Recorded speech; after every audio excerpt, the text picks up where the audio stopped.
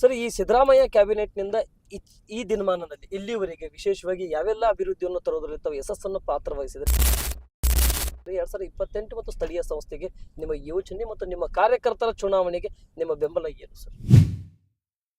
ಕಾಂಗ್ರೆಸ್ ಪಕ್ಷದ ಸೋನಿಯಾ ಗಾಂಧಿ ಅವರಲ್ಲಿ, ಪ್ರಿಯಾಂಕರಾಗಲಿ, ರಾಹುಲ್ ಗಾಂಧಿ ಅವರು ಪ್ರತಿಯೊಬ್ಬರೂ ಸಹ ಕರ್ನಾಟಕದ ಚುನಾವಣೆಗೆ ಬಂದಂಥ ಸಂದರ್ಭದಲ್ಲಿ ಗ್ಯಾರಂಟಿ ಯೋಜನೆಗೆ ಒತ್ತನ್ನು ಕೊಟ್ಟಿದ್ದರು.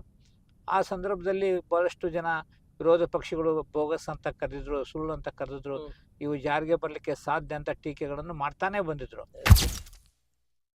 ಮೊದಲ ಬಾರಿಗೆ DK ಶಿವಕುಮಾರ್ ಅವರು 39 ಕೋಟಿ ರೂಪಾಯಿಗಳ ಅನುದಾನವನ್ನು ಆ ಒಂದು ಕಾಲುವೆಗಳ ಆಧುನೀಕರಣಕ್ಕೆ ಕೊಟ್ಟು ಆ ಕೆಲಸವೂ ಸಹ ಇವತ್ತು ನಡೆದಿದೆ. ಇನ್ನು ಉಳಿದ 22 ತಿಂಗಳಲ್ಲಿ ಈ ರಾಜ್ಯದ ಆಡಳಿತವನ್ನು ತೆಗೆದುಕೊಂಡು ಹೋದ್ರ ಜೊತೆಗೆ 2028ರ ಚುನಾವಣೆಯಲ್ಲಿ ಕಾಂಗ್ರೆಸ್ ಮತ್ತೆ ಅಧಿಕಾರಕ್ಕೆ ಬರುವಂಥ ದಿಕ್ಕಿನಲ್ಲಿ ಎಲ್ಲ ಕೆಲಸಗಳನ್ನು 100ಕ್ಕೆ 100ರಷ್ಟು ಮಾಡಲು ಅವರು ಸಫಲರಾಗ್ತಾರೆ. ನಾನು ಭಾರತೀಯ ಜನತಾ ಪಕ್ಷದ ಕಾಂಗ್ರೆಸ್ಸಿಗೆ ಬಂದವ. ಇದುವರೆಗೂ ಅಲ್ಪಸಂಖ್ಯಾತರ ಮತಗಳನ್ನು ತೆಗೆದುಕೊಂಡಂಥವ್ರು ಅವರ ಮತಗಳನ್ನು ತೆಗೆದುಕೊಂಡು ಅಷ್ಟೇ ಅವ್ರನ್ನ ಮತಗಳಿಗಾಗಿ ನೋಡ್ತಿದ್ರು ಹೊರತು ಅವರ ಅಭಿವೃದ್ಧಿ ಬಗ್ಗೆ ಯಾರೂ ಚಿಂತನೆ ಮಾಡಿರಲಿಲ್ಲ.